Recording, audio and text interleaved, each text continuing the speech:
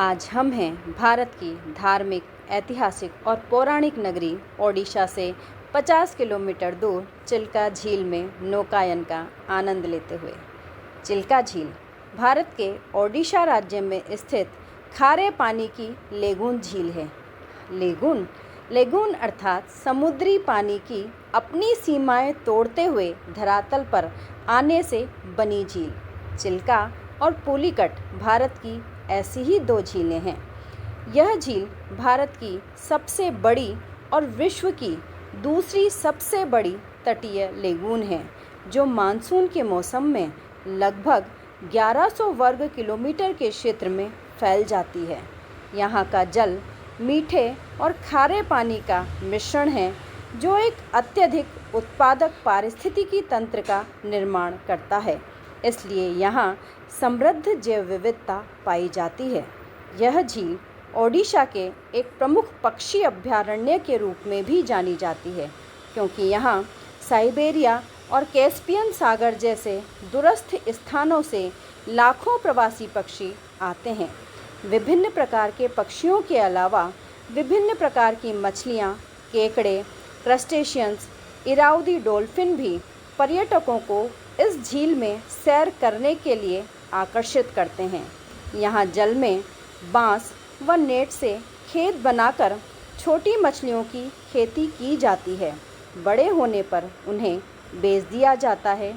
स्थानीय मछुआरों की आजीविका का यह महत्वपूर्ण स्रोत है।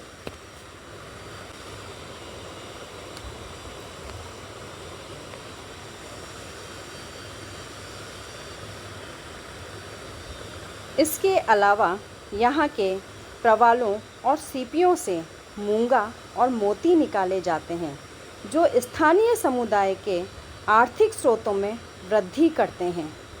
लगभग 10 सीपियों में से एक में मोती प्राप्त होता है। इन सीपियों को पहचान कर मछुआरे इकट्ठा करते हैं और फिर इन्हें ध्यान से खोला जाता है। अंदर उपस्थित मृत जीवों को टटोलते हैं। जिसमें मोती होता है उसमें कठोरता का अनुभव हो जाता है और उसमें से सावधानी से मोती निकाल लिया जाता है।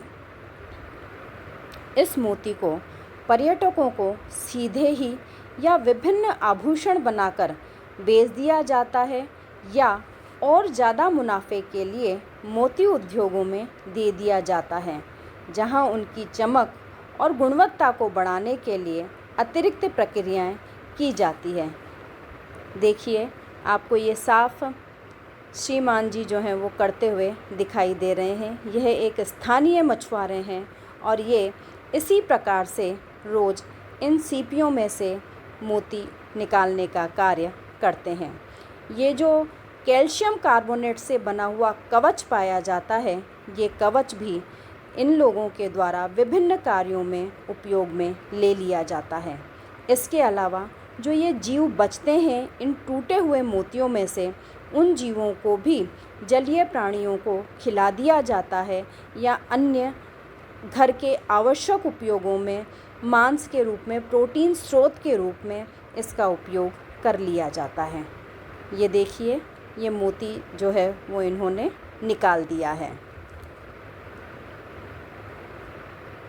इसी प्रकार ये जो आपको दिखाई दे रहा है, ये कोरल रीफ से, जो कोरल रीफ के रूप में जो चट्टानें हमें समुद्र में मिलती हैं वो हैं, और इन कोरल रीफ्स में से इन्हें बड़ी ही सावधानी पूर्वक निकाला जाता है। तो यहाँ पर इस चिल्का झील में छोटी छोटी कोरल रीफ्स भी पाई जाती हैं। स्कूबा डाइविंग की मदद से कोरल रीफ में से मूंगा उत्पादित कोरल्स को अलग करके ऊपर लाया जाता है और एक एक कोरल को तोड़कर उस मृत जीव में से मूंगा निकाला जाता है। मूंगे का आकार, रंग और गुणवत्ता के आधार पर उसकी ग्रेडिंग करके इसे बेचा जाता है।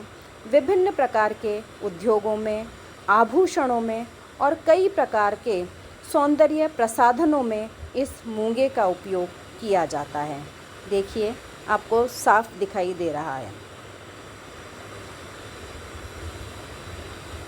ये बहुत कठोर होता है ये जीव, जब जीवित रहते हैं तभी उन चट्टानों पर चिपक जाते हैं और अपने बाहर सुरक्षा के लिए ये कैल्शियम कार्बोनेट का आवरण बना लेते हैं, जो कि बहुत ही हार्ड होता है।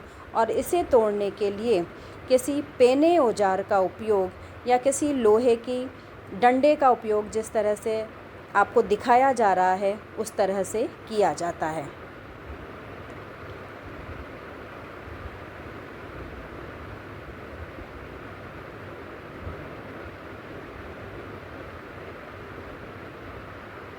देखिए, आप सभी लोग ध्यान से देखिए कि किस तरह से कोरल रीफ्स में से एक एक पत्थर को चुन के एक एक जो ये ब्लॉक्स बने होते हैं उनको एक एक जीव को जो है वो तोड़ा जाता है।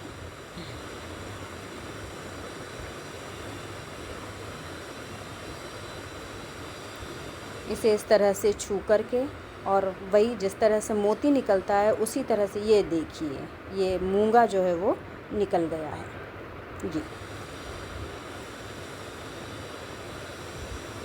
चिल्का विकास प्राधिकरण CDA जो संगठन है वो इस झील के संरक्षण व प्रबंधन के लिए जिम्मेदार है और यह झील की जल की गुणवत्ता, जैव विविधता और पर्यावरणीय संतुलन को बनाए रखने के लिए कार्यरत है।